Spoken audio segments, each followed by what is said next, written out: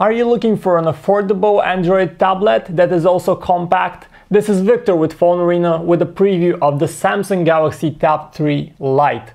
This device is coming soon to the United States for a price of $160, and it features a 7-inch display, Android Jelly Bean, a dual-core processor, and even a camera on the back, a rear bare-bones camera. So what's it all about? How does it compare against other affordable Android smartphones? Let's take a look. An apple does not fall far from the tree. That's what we'd say about the typical Samsung design of the Galaxy Tab 3 Lite. Yes, that means it is all plastic. Our pre-production unit comes with a lemon yellow textured back similar to the faux leather one of the Galaxy Note 3. There are also traditional black and white versions. In terms of size, the tablet is compact with a fairly thin bezel, but it's a bit chubby. Luckily, it is also fairly lightweight, so you can easily hold it for longer periods of time. The physical buttons on our test device comes with a nice travel and clickiness and are easy to press. On the right side there are a lock key and volume rocker, and on the left is a micro SD card slot. The Galaxy Tab 3 Lite features a very modest 124 by 600 pixel 7-inch display that just fails to meet modern day expectations for tablet sharpness.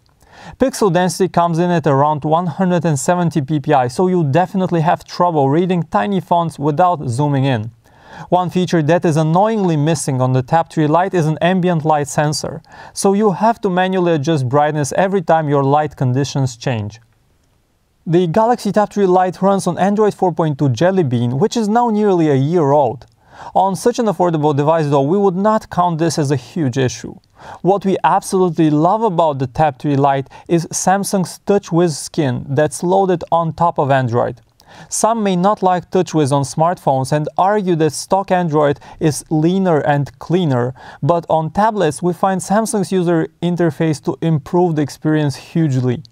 It adds two key features that make a lot of sense for tablets: landscape mode in the home screen and app drawer, and multi-window for better multitasking.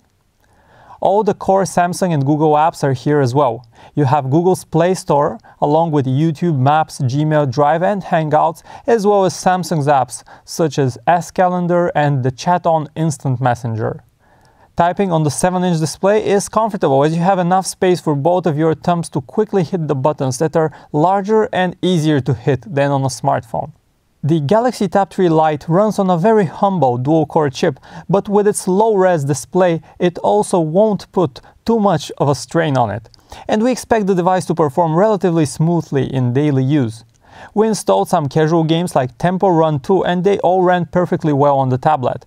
Still, do not expect to be able to play the latest games like Real Racing 3 or Asphalt 8 without a stutter.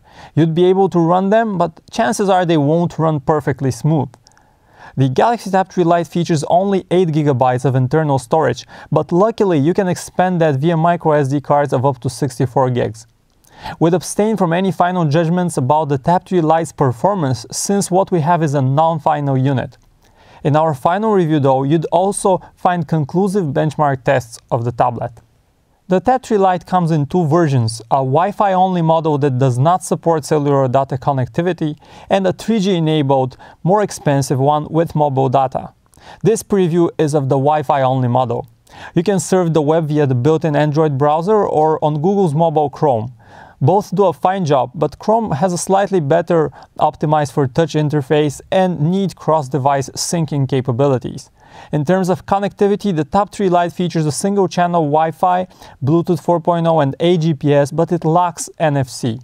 The Galaxy Tab 3 Lite has very limited photographic capabilities. First, because it only features a bare-bones 2-megapixel rear camera with no flash, and second, because it's missing a front-facing shooter for video conferencing. Honestly, we'd prefer having a front camera on a tablet rather than a rear-facing one, but it is what it is.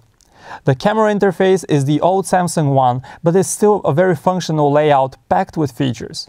Question remains whether the effort of manual settings is justified for a snap from a bare-bones 2-megapixel camera.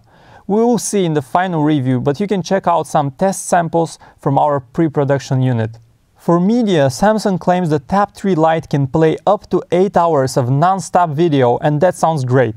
The built-in video player is capable of running most common formats with ease, and we played back 720p videos without a stutter.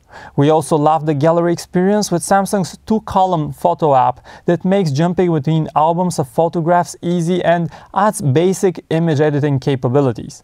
For music, you have the Google Play Music app along with Samsung's own music player, and while both get the job done, we tend to prefer Samsung's application for its simpler interface, nice equalizers, and folder view support.